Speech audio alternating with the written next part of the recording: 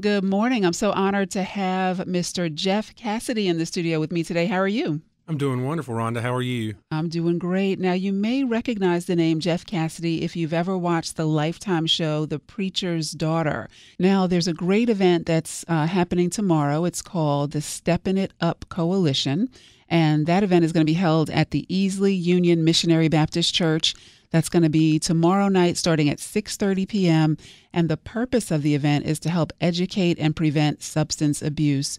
And you will be a guest speaker at that event. Can you talk a little bit about it?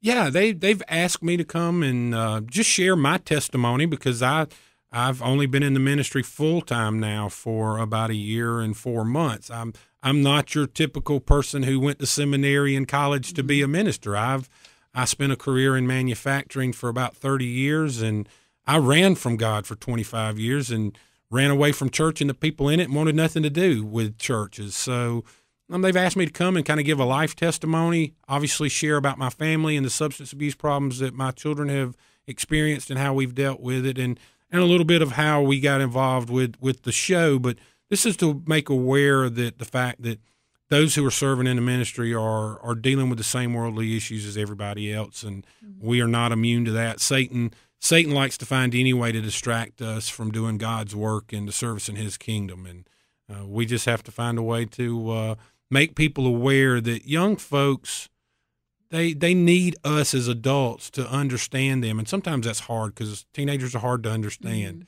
But we gotta support them, and we've got to be there for them. And not every way, there's not a right way of doing it, and there's not a wrong way of doing it. You just got to figure out how it works for you and your young adult and your family. How does it work to get through to them? Definitely. Now, I want to encourage everyone to come out. If you may not be having a certain situation in your family, but you may know someone, a friend or a relative who is having a tough time with their teenager, or just someone in their family dealing with addiction. So please come out tomorrow, pass along the information tomorrow, June 9th, starting at 6:30 p.m. at the Easley Union Missionary Baptist Church. I think it'll be a great event. I think there'll be so much information.